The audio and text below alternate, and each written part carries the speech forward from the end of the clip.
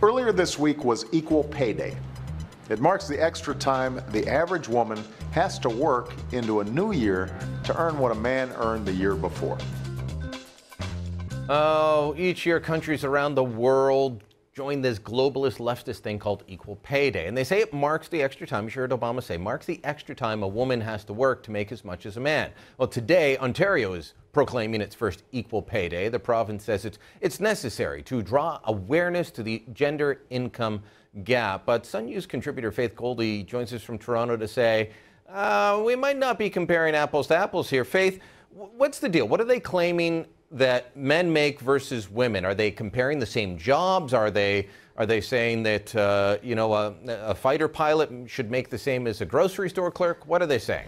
Well, actually, quite specifically, the reference that they make is that a child care worker, being a female, of course, should make the same amount as an OPP officer. But before we even get to that, let me just tell you kind of the headline that comes out of the Canadian Centre for Policy Alternatives. Recent report held in tandem, its release date, with this first ever Equal Pay Day in this great province. They claim that based on 2011 numbers, women make on average 33 grand per year, whereas men make 49,000 per year. That's a 31% difference. I don't know about you, but I want to burn some bras and join the rally with the troops and some slut parades, that's for sure. But look, Brian, you accurately say that they're not comparing apples to apples because they make zero differentiation between full-time and part-time jobs when it is a well-known fact that women occupy more part-time jobs than men, which... Well, this is obviously because we're sexist, isn't it? Well, or it could be because, I don't know, moms have mom duties to do, and also not to mention the fact that women also prefer security over risks in jobs. Let's hold this up here right now. This is from Stats Can. 19% of women aged 25 to 44 and 20% of those aged 45 to 54 work part-time, versus around 5% of men in these groups. This study, by the way, the Red Star that reported on it, the Toronto Red Star and the Canadian Centre for Policy Alternatives, they do not tell you that they're lumping in part-time work and full-time work. I don't know. You know, I'm in management. I know a lot of what a lot of people get paid. You see things, you're involved in hiring. I don't know anyone that pays women less than men if they're doing the same job.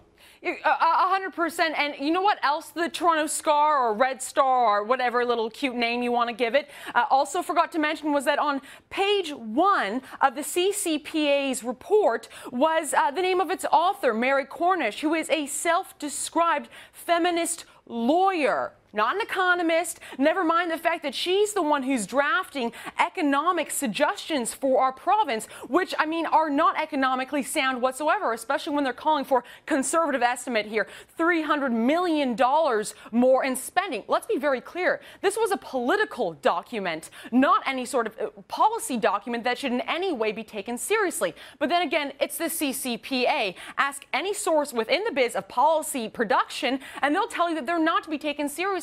Even though they are taken seriously by the media party. Look, you mentioned earlier about risk. I've looked at this before, and if someone is paying a woman less than they're paying a man for doing the same job, then that's despicable. It shouldn't be going on. But men and women gravitate towards different jobs, and one of the things that I've looked at before is delayed compensation in things like pensions. So you look at who's overrepresented in public service, public sector pensions. Women. This is from Stats Can as well. Far more women are enrolled in these public sector pension plans, which get you far more money, far more security than men. Why are they not decrying this? Because it's not in their interest, Brian. That's why. It's absolutely ludicrous, and yet we have, I mean, in this document, they basically criticize Republicans, the Ontario Progressive Conservative Party, and the rest of it. It is so obvious, the bias here, and yet we're enshrining whole days about it. It's ridiculous. Now, unfortunately, the province is listening, and that should worry everyone about their pocketbook. Faith, great talking to you as always, and thanks for bringing the common sense. Thank you, Brian.